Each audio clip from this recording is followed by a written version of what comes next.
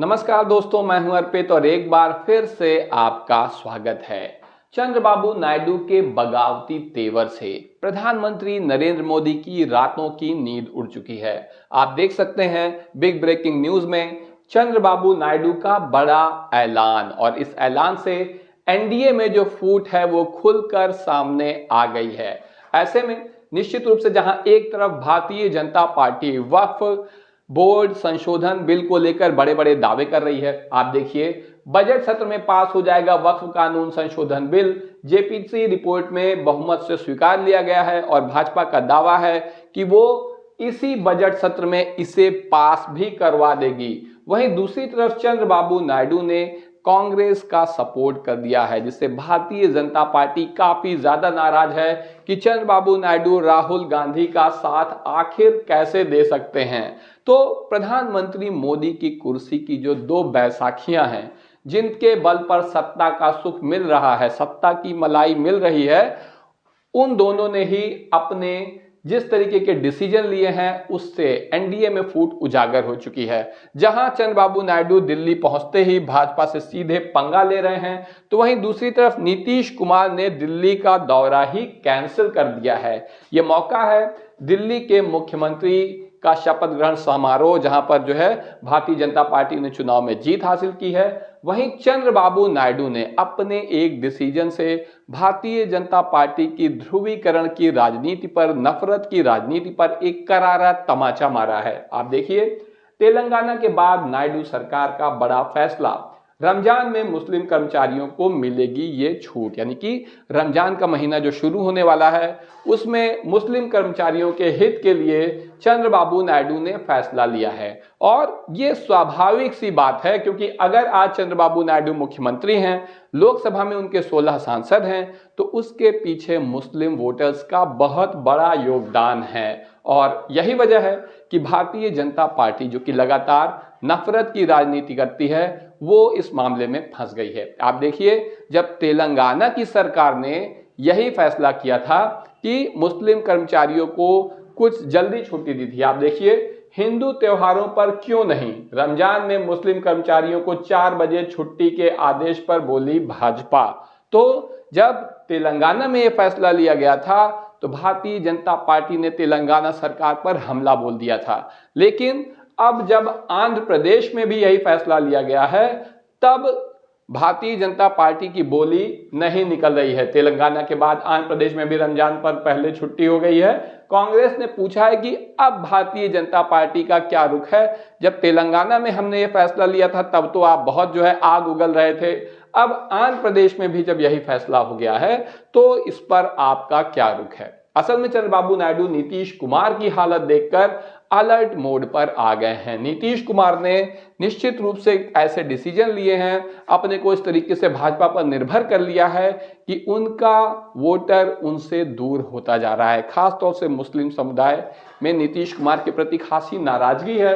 लेकिन चंद्रबाबू नायडू अब नीतीश कुमार की हालत देखकर अलर्ट मोड पर आ गए हैं और वो ऐसा कोई कदम नहीं उठाने जा रहे जिससे उनके वोटर उनसे दूर हों। अगर बात करें नीतीश कुमार की, तो ये 17 फरवरी को भागे भागे दिल्ली पहुंचे थे। और दिल्ली क्यों पहुंचे थे? क्योंकि बीजेपी के विशेष हिंदू प्रेम से ये टेंशन में है।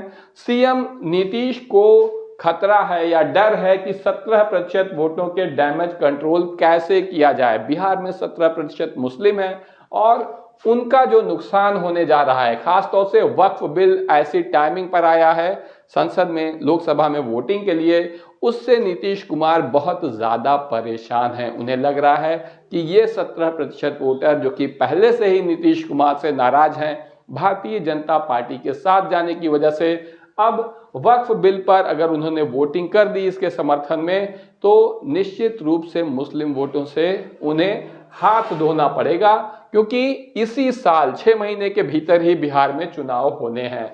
ऐसे में नीतीश कुमार ने एक होशियारी दिखाई। वो मांग कर रहे हैं कि समय से पहले बिहार में विधानसभा चुनाव हो जाए और अपनी इसी मांग को लेकर आप देखिए क्या समय से पहले होगा विधानसभा का चुनाव। सीएम नीतीश के दिल्ली दौरे को लेकर कयासबाजी शुरू। अपनी यही मांग लेकर वो दिल्ली गए थे प्रधानमंत्री मोदी से मिलने के लिए, लेकिन दिल्ली पहुंचकर वेटिंग रूम में इंतजार करते रहे और प्रधानमंत्री मोदी ने मिलने का समय तक नहीं दिया। ये हालत हो गई है नीतीश कुमार की।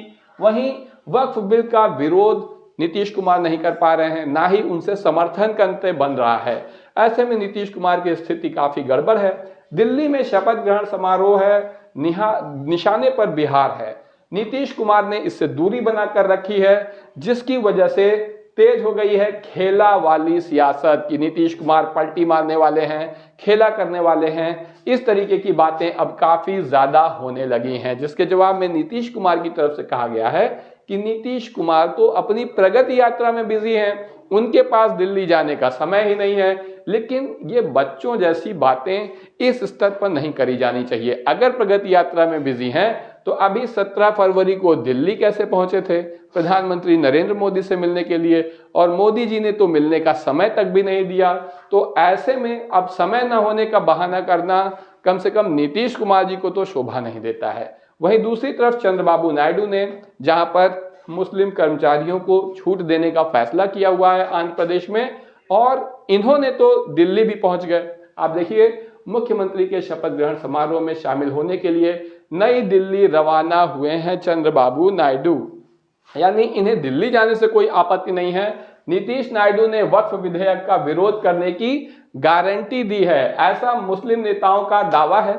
और इसकी वजह से सियासी खलबली मची हुई है, क्योंकि चुनाव के वक्त उससे पहले भी मुस्लिम उलेमाओं का, धर्मगुरुओं का समर्थन लेने के लिए नीतीश कुमार ने और चंद्रबाबू नायडू ने, दोनों ने ही ये वादा किया हुआ था। वहीं आप देख सकते हैं आंध्र प्रदेश से लगातार खबर आ रही है, हिंदू और मुस्लिम चंद्रबाबू नायडू की दो आंखें हैं। तो ऐसे में चंद्रबाबू नायडू कोई भी ऐसा फैसला नहीं लेंगे, ऐसे बिल का समर्थन नहीं करेंगे जो मुसलमानों के हित में ना हो। तो वक्फ बिल पर टीडीपी नेता का ये बड़ा दावा है, स्पष्ट है। आप देखिए भी, वक्फ संशोधन को लेकर एनडीए में फूट है।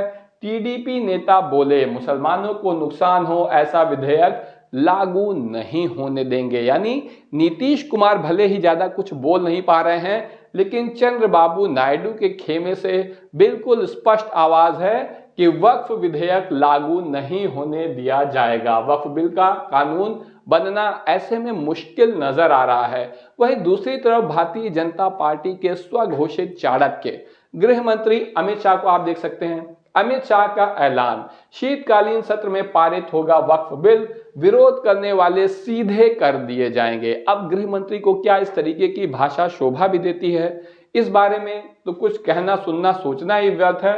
लेकिन बैसाखियों के सामने मोदी सरकार मजबूर नजर आ रही है, क्योंकि अगर आप देखें तो चाहे वक्फ बोर्ड हो, ब्रॉडकास्ट बिल हो, यूपीएससी लेटरल भर्ती का मामला हो, इन सभी में विरोध की आवाज सुन रही है सरकार। और मोदी 3.0 में 4 फैसलों पर कैंची चली है। ये सभी बिल पारित नहीं हो पाए हैं, और अब वक्फ बोर्ड बिल पर भी ऐसा ही लग रहा है कि ये संसद में पास नहीं हो पाएगा। तो ऐसे में चंद्रबाबू नायडू, जिन्होंने नफरत की राजनीति पर करारा तमाचा मारा है, इनके बारे में आपका क्या कहना है? नीतीश कुमार के बारे में आपका क्या कहना है? और सबसे बढ़कर वक्फ बोर्ड बिल के बारे में आपके क्या विचार हैं? और क्या आपको वाकई में नीतीश कुमार और चंद्रबाबू नायडू सेक्युलर लगते हैं? कमेंट करके जरूर बताएं। इस मामले में आपके जो भी विचार हों, वीडियो को लाइक करिए, चैनल को सब्सक्राइब करिए और अपने दोस्तों के साथ शेयर करना मत भूलिए। धन्यवाद।